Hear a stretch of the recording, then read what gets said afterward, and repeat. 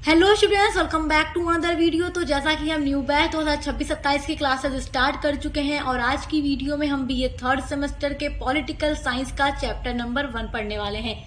आपका जो political science third semester में सिलेबस है वो है पॉलिटिकल प्रोसेस इन इंडिया, यानी भारत में राजनीतिक प्रक्रिया के बारे में आपका सिलेबस है। और उसका जो सिलेबस है मैं आप लोगों के साथ डिस्कस कर चुकी हूँ। आपकी 8 यूनिट्स हैं और उन 8 यूनिट्स को मैं चैप्टर वाइज अपलोड करूंगी ताकि आप लोग एक एक चैप्टर को बहुत अच्छे तरीके से पढ़ सकें। तो आज की वीडियो भी ये थर्ड सेमेस्टर पॉलिटिकल साइंस के यूनिट नंबर 1 पर चैप्टर 1 की वीडियो है, जिसमें हम पढ़ने वाले हैं उत्तर औपनिवेशिक भारत में लोकतंत्रीकरण की प्रक्रिया। तो ये टॉपिक आपके एग्जाम के लिए बहुत इंपॉर्टेंट है और आपके चैप्टर नंबर 1 में आपको यही पढ़ना है। उत्तर औपनिवेशिक भारत में लोकतंत्रीकरण की प्रक्रिया का मतलब है कि हमारा भारत जब आजाद हो गया तो उसके बाद यहाँ पर लोकतंत्र किस तरीके से बना, लोकतंत्रीकरण की पूरी प्रक्रिया क्या है, पूरा प्रोसेस क्या है। तो इसको समझ लो कि यहाँ पर कहा क्या जा रहा है। मैं एक एक वर्ड की आपको मीनिंग समझा रही हूँ, तो ध्यान से सुनिए। उत्तर मतलब होता है बाद में, औपनिवेशिक भारत का मतलब होता है कि देखिए हमारा भारत 15 अगस्त 1947 को आजाद हुआ, तो उससे पहले यहाँ पर ब्रिटिश शासन था। तो हमारा भारत अंग्रेजों का उपनिवेश था और अंग्रेज हमारे भारत से ही व्यापार करते थे और यहाँ शासन भी करते थे। तो उन्होंने हमारे भारत को अपना एक उपनिवेश बना लिया था, तो इसलिए भारत को औपनिवेशिक भारत कहा गया। तो उत्तर औपनिवेशिक भारत का मतलब है कि भारत अब आजाद हो चुका है। अब ये अंग्रेजों का उपनिवेश नहीं है। 15 अगस्त 1947 को आजाद हो गए हम और अब हमारा भारत स्वतंत्र है। तो उत्तर मतलब बाद में, औपनिवेशिक भारत यानी औपनिवेशिक भारत के बाद भारत में किस तरीके से लोकतंत्रीकरण की प्रक्रिया क्या है, किस तरीके से यहाँ लोकतंत्र आया। हमारे यहाँ लोकतंत्र शासन प्रणाली है। लोकतंत्र शासन प्रणाली का मतलब कि हम वोट देकर अपना प्रतिनिधि चुनते हैं, ये बात आप जानते हैं। तो किस तरीके से भारत में ये बना, इसका पूरा प्रोसेस आपको जानना है चैप्टर नंबर 1 के अंदर। तो इस टॉपिक को समझने से पहले, जानने से पहले आपको ये जानना जरूरी है कि लोकतंत्र क्या होता है। लोकतंत्र को इंग्लिश में कहते हैं डेमोक्रेसी। तो सबसे पहले हम लोकतंत्र का अर्थ समझेंगे, उसके बाद हम अपने टॉपिक पर आगे बढ़ेंगे। देखिए, लोकतंत्र शब्द बोलने में जितना सरल लगता है, जितना आसान लगता है, उतना ही गहरा और गंभीर इसका अर्थ है। बोलने में कितना इजी है ना लोकतंत्र, लेकिन जब इसके अर्थ की बात हम करते हैं तो उसका अर्थ, उसका मतलब, उसकी मीनिंग बहुत ही गहरी और गंभीर है। लोकतंत्र को अंग्रेजी में डेमोक्रेसी कहा जाता है और जो डेमोक्रेसी है ये यूनानी भाषा के 2 शब्दों से मिलकर बना है। यूनानी भाषा के 2 शब्दों में पहला शब्द है डेमोस और दूसरा शब्द है क्रेटिया। तो इन दोनों वर्ड से मिलकर बना है हमारे इंग्लिश का वर्ड डेमोक्रेसी, जिसको हिंदी में कहते हैं लोकतंत्र। इसका मतलब होता है लोगों का शासन, या आप कह सकते हैं इसका शाब्दिक अर्थ है जनता का शासन। तो जनता के शासन से तात्पर्य ये है कि ऐसा शासन जहाँ जनता खुद ही अपना प्रतिनिधि चुनती है, जनता स्वयं शासन करती है। देखिए, ये बात तो आप जानते ही कि हमारा भारत एक लोकतांत्रिक देश है। तो लोकतंत्र का मतलब आप समझ चुके हैं, जनता का शासन। तो जनता के शासन से मतलब क्या है, जहाँ जनता स्वयं शासन करती है।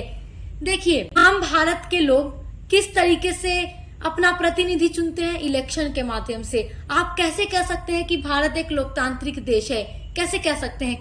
कह सकते हैं कि हम वोट देते हैं, हम वोट देकर अपना प्रतिनिधि चुनते हैं, तो ये एक लोकतांत्रिक देश है। हर 5 साल पर इलेक्शन होता है और अलग अलग जो दल होते हैं उनके नेता उठते हैं, अलग अलग क्षेत्रों से अलग अलग प्रतिनिधि उठते हैं। जनता जिसे चाहती है वोट देकर विजयी बनाती है, जिताती है, और जनता को विश्वास होता है कि जिसको उसने चुना है वो उसके हक में बेहतर करेगा। और फिर वो व्यक्ति जीतने के बाद संसद में बैठता है और अपने जनता के लिए, अपनी जनता के विकास के लिए वो काम करता है। तो इसलिए कहा गया है कि लोकतंत्र का मतलब है जनता का शासन, की जनता स्वयं शासन करती है अपना प्रतिनिधि चुनकर। तो लोकतंत्र है जो 2 प्रकार का होता है। तो लोकतंत्र का अर्थ और इसका प्रकार आपको बहुत अच्छे से याद रखना है, क्योंकि एग्जाम में ये क्वेश्चन अक्सर पूछ देता है। तो लोकतंत्र 2 प्रकार का होता है। पहला होता है प्रत्यक्ष लोकतंत्र और दूसरा होता है अप्रत्यक्ष लोकतंत्र। देखिए, स्विट्जरलैंड कंट्री का नाम आपने सुना होगा, स्विट्जरलैंड। तो वो एक ऐसा देश है विश्व का जहाँ पर प्रत्यक्ष लोकतंत्र है।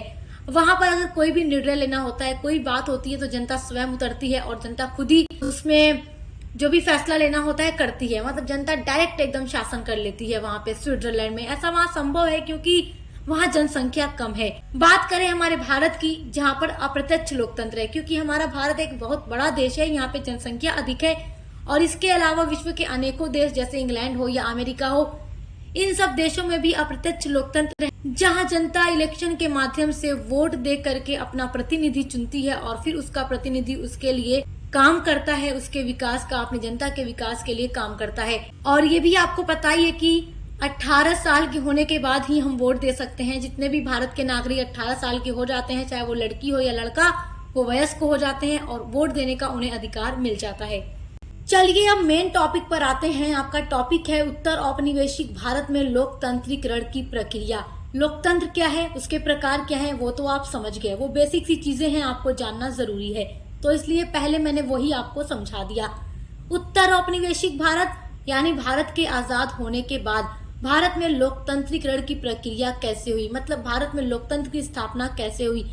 देखिए, औपनिवेशिक शासन समाप्त होने के बाद की अवधि अर्थात 15 अगस्त 1947 के बाद भारत में लोकतंत्रीकरण, क्योंकि जब हम अभी अंग्रेजों के गुलाम थे 1947 से पहले, यानी 15 अगस्त 1947 से पहले, तो यहाँ पर लोकतांत्रिक व्यवस्था नहीं थी। यहाँ तो ब्रिटिश ईस्ट इंडिया कंपनी शासन करती थी। उससे पहले आप लोगों ने पढ़ाई होगा इतिहास में कि अलग अलग रियासतों के राज्यों के राजा होते थे, युद्ध होता था, जिस जगह पे वो विजय प्राप्त कर लेते थे वो वहाँ के राजा बनकर वहाँ शासन करने लगते थे।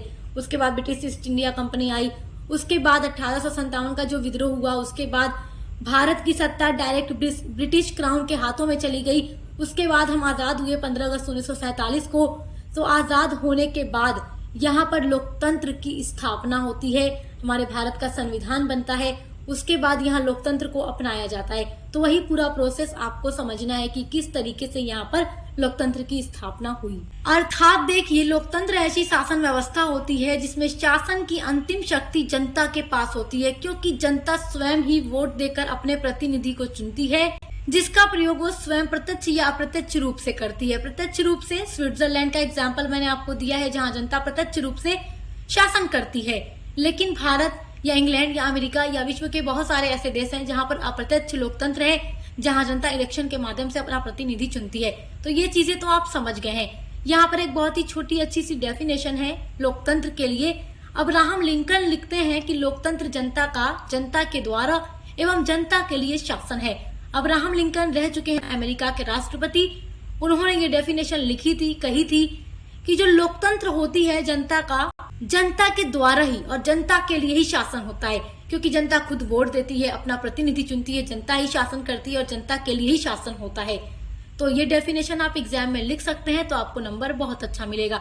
अक्सर डेफिनेशन वगैरह लिखने पर एग्जामिनर नंबर बहुत अच्छा देते हैं। अब यहाँ से समझते हैं कि लोकतंत्र की स्थापना कैसे हुई, लोकतंत्र कैसे आया। देखिए, सैमुअल पी हंटिंगटन ने एक लेख लिखा है। इन्होंने बताया है कि 20वीं शताब्दी में लोकतंत्र की 3 लहरें थीं। उन्हीं 3 लहरों से क्या हुआ, लोकतंत्र का विकास हुआ। तो यहाँ पर हम पढ़ रहे हैं कि हमारे भारत में लोकतंत्र की स्थापना कैसे हुई। तो उससे पहले हमें ये जानना होगा कि लोकतंत्र की वो 3 लहरें क्या हैं, जिसके बारे में सैमुअल पी हंटिंगटन ने बताया है। देखिए, इन्होंने जो प्रथम लहर बताई है, पहली लहर, उसके बारे में ये कहते हैं कि 1828 से लेकर 1942 ईस्वी तक जो पश्चिमी यूरोप के देश थे या उत्तरी अमेरिका के जो देश थे वो आजाद हो गए। तो इनकी आजादी के बारे में वो बताते हैं कि ये सारे देश उपनिवेश रह चुके थे और 1828 से लेकर 1942 के बीच पश्चिमी यूरोप एवं उत्तरी अमेरिका के सारे देश आजाद हो गए। उसके बाद द्वितीय लहर के बारे में ये बताते हैं कि 1943 से लेकर 1962 ईस्वी तक भारत समेत दक्षिण एशिया के सभी देश स्वतंत्र हो गए। तो हमारा भारत 1947 में आजाद हुआ, तो इसलिए ये लोकतंत्र की दूसरी लहर में आता है। तृतीय लहर देखिए, 1974 से लेकर वर्तमान तक की बात इन्होंने कही कि लैटिन अमेरिका एवं पूर्वी ब्लॉक के देश स्वतंत्र हो गए। तो हमारा भारत, मैंने आपको बताया, द्वितीय लहर में 15 अगस्त 1947 को भारत स्वतंत्र हुआ और 26 जनवरी 1950 को संविधान लागू हुआ, जो हमारे भारत का संविधान है। जब हमारा भारत आजाद हो गया तो जो संविधान सभा थी जिसने संविधान का निर्माण किया, संविधान सभा ने बहुत तेजी से संविधान को बनाना शुरू किया और संविधान जैसे ही हमारा बनता है उसके बाद इसकी डेट रखी जाती है कि ये 26 जनवरी 1950 को ही लागू किया जाएगा। तो उस दिन हमारे भारत का संविधान लागू कर दिया गया। तो हमारे भारत में उसी दिन लोकतंत्रात्मक व्यवस्था को अपना लिया गया और हमारा भारत एक लोकतांत्रिक देश बन गया, जहां पर जनता वोट देकर अपना प्रतिनिधि चुनेगी और जनता के द्वारा जनता के लिए ही शासन किया जाएगा। अब देखिए उत्तर औपनिवेशिक भारत में लोकतंत्र का विकास किस तरीके से हुआ। लोकतंत्र को तो अपना लिया गया 26 जनवरी 1950 को, जब भारत का संविधान लागू हुआ तो उसके बाद ही हमारे भारत ने लोकतंत्र को अपना लिया। तो वहीं से हमारा भारत लोकतंत्र व्यवस्था वाला देश बन गया। लेकिन फिर धीरे धीरे उत्तर औपनिवेशिक भारत में लोकतंत्र का विकास होता रहा। तो किस तरीके से हुआ, उसके लिए इन बिंदुओं को समझना आपके लिए जरूरी है। पहली बात है यहाँ पर संविधान का लागू होना। 26 जनवरी 1950 को संविधान लागू हुआ और भारत ने किसे अपना लिया, लोकतंत्रात्मक व्यवस्था को अपना लिया। दूसरी बात है मताधिकार का अधिकार। मताधिकार का मतलब वोट देने का अधिकार। अब देखिए जाहिर सी बात है कि जिस देश की शासन व्यवस्था लोकतंत्रात्मक होगी तो वहां पर वहां की जनता को वोट देने का अधिकार होगा, तभी तो वो वोट देकर अपना प्रतिनिधि चुनेंगे। और अलग अलग पार्टी से नेता उठते हैं, अलग अलग क्षेत्रों से प्रतिनिधि उठते हैं, फिर जनता उन्हें वोट देकर जिताती है। तो देखिए मताधिकार का जब अधिकार होगा तभी तो प्रतिनिधि को चुना जाएगा। तो 21 वर्ष से घटाकर 18 वर्ष की आयु कर दी गई। मतलब पहले ये था कि 21 वर्ष के लोग जब हो जाएंगे, चाहे लड़की हो या लड़का, तभी वो वोट दे पाएंगे। तो इस आयु को घटा करके 18 वर्ष कर दिया गया। संविधान का 61वां संशोधन किया गया और इस आयु को घटाकर 18 वर्ष कर दिया गया कि कोई भी लड़की या लड़का जो भारत का नागरिक है वो 18 वर्ष का हो जाता है तो उसे वोट देने का अधिकार मिल जाता है, फिर वो वोट दे सकता है। तीसरी बात है समयावधि चुनाव। देखिए जिस देश में लोकतंत्र शासन व्यवस्था होगी तो वहां पर यह भी चीज तो फिक्स किया जाएगा कि कितने वर्ष के बाद दोबारा से चुनाव होगा। तो 5 वर्ष की अवधि है। देखिए लोकसभा के जो सदस्य चुने जाते हैं तो 5 वर्ष उनकी समय अवधि होती है। तो 5 वर्ष के बाद दोबारा इलेक्शन होता है। लोकसभा के जितने सदस्य होते हैं उनका कार्यकाल 5 वर्ष का होता है। राज्यसभा के जो सदस्य होते हैं उनका कार्यकाल 6 वर्ष का होता है। तो एक समय अवधि निश्चित की जाती है। उसके बाद चौथी बात है मौलिक अधिकार का होना। देखिए हर भारतीय नागरिकों को मौलिक अधिकार दिए जाते हैं। हमारे भारत का संविधान हर भारतीय नागरिक को मौलिक अधिकार की परमिशन देता है, मतलब मौलिक अधिकार देता है। हमारे भारत के संविधान ने हम भारतीय नागरिकों को 6 मौलिक अधिकार दिए हैं ताकि हम भारत के नागरिक अपना सर्वांगीण विकास कर सकें, अपना ऑलराउंड डेवलपमेंट कर सकें। हमें शिक्षा का अधिकार, संस्कृति का अधिकार, अपने देश में किसी भी स्थान पर घूमने का अधिकार प्राप्त है, किसी भी प्रकार का व्यवसाय करके अपनी आजीविका कमाने का अधिकार है। काम ऐसा हो जिस पर सरकार ने पहले से प्रतिबंध न लगाया हो। जिस काम को करने पर सरकार ने पहले से ही प्रतिबंध लगा दिया है उस काम को अगर कोई व्यक्ति करता है तो उसे दंड दिया जाएगा। जिन काम को करने की पूरी छूट है तो भारत का कोई भी नागरिक उस काम को करके अपनी आजीविका कमा सकता है। हमारा भारत एक धर्मनिरपेक्ष वाला देश है, तो यहाँ अनेकों धर्मों के, अनेकों जातियों के लोग रहते हैं। तो हर धर्म के लोग को अपने धर्म के, अपनी संस्कृति के हिसाब से रहने की पूरी परमिशन हमारे भारत का संविधान देता है। तो ये सब हमारे लिए मौलिक अधिकार है। हम जिस भी धर्म के हैं अपने धर्म के हिसाब से जो भी धार्मिक प्रार्थना वगैरह होती है, मंदिर में जाकर पूजा करना, मस्जिद में जाकर नमाज पढ़ना, गुरुद्वारे में जाना या फिर चर्च में, तो जो जिस धर्म का है उस हिसाब से अपने जीवन को गुजार सकता है। अपने जो भी धार्मिक फेस्टिवल है उनको इजिली मना सकता है। तो इन सब चीजों का अधिकार, हमारा मौलिक अधिकार हमें देता है, हमारे भारत का संविधान हमें देता है। उसके बाद 5वीं चीज है उत्तरदायी सरकार। देखिए जैसा कि लोकतंत्र शासन व्यवस्था वाले देश में क्या होता है कि जनता स्वयं अपना प्रतिनिधि चुनती है, तो इसलिए जो सरकार होती है वो जनता के प्रति उत्तरदायी होती है। छठा पॉइंट है निष्पक्ष चुनाव, जो किसी के पक्ष में नहीं होगा। 7वीं बात है जनता के द्वारा चुनी गई सरकार इसमें होती है। लोकतंत्र का विकास हुआ। इसमें एक चीज ये भी है कि उत्तर औपनिवेशिक भारत में लोकतंत्र अपनाने के बाद जनता स्वयं अपनी सरकार चुनती है, जिससे वो बेहतर समझती है कि ये हमारा विकास करेंगे, उन्हें जनता विजयी बनाती है। 8वां पॉइंट है निष्पक्ष न्यायपालिका। देखिए जो न्यायपालिका है हमारे भारत का, वो विधायिका या लोकसभा इन सब चीजों से अलग होती है, क्योंकि भारत के जिस भी नागरिक को लगता है कि मेरे साथ अन्याय हो रहा है, वो न्यायपालिका में जाके, वो न्यायालय में जाकर अपने लिए न्याय मांग सकता है। तो जो न्यायपालिका है वो पूरी तरीके से निष्पक्ष है, हर चीज से अलग है। और 9वां पॉइंट है बहुदलीय व्यवस्था। जिस भी देश में लोकतंत्र शासन व्यवस्था होती है वहां पर केवल एक पार्टी नहीं होती, अनेकों पार्टियां होती हैं, अनेक राजनीतिक दल होते हैं। एक पार्टी होगी तो कैसे अलग अलग पार्टी के नेता उठ पाएंगे। तो बहुदलीय व्यवस्था होती है, अनेकों राजनीतिक दल होते हैं और हर राजनीतिक दल से अलग अलग प्रतिनिधि अनेक स्थानों से उठते हैं और इलेक्शन लड़ते हैं और जनता उनमें से जिन्हें बेहतर समझती है उन्हें जिताती है। तो ये 9 पॉइंट हैं जो आप उम्मीद करती हूँ समझ गए होंगे। इसी तरीके से हमारे भारत में आजादी के बाद लोकतंत्र का विकास हुआ है। तो आपका जो चैप्टर नंबर 1 है बहुत अच्छे से उम्मीद करती हूँ आप समझ गए होंगे। तो इसी तरीके से जो आपकी पूरी यूनिट्स हैं हम उनको चैप्टर वाइज कंप्लीट करा देंगे, तो आपको टेंशन लेने की बिल्कुल भी जरूरत नहीं है। सब कुछ आपको नोट्स के साथ हमारे चैनल पर प्रोवाइड करा दिया जाएगा और एग्जाम के लिए मॉडल पेपर भी आपको दिए जाएंगे। तो आपको बिल्कुल भी टेंशन नहीं लेना है। चैनल को सब्सक्राइब करके बेल आइकन को प्रेस कर लीजिए, क्योंकि यहाँ पर हर एक सब्जेक्ट की क्लासेस न्यू सिलेबस के अकॉर्डिंग कराई जाती है। अब मिलते हैं अगली वीडियो के साथ।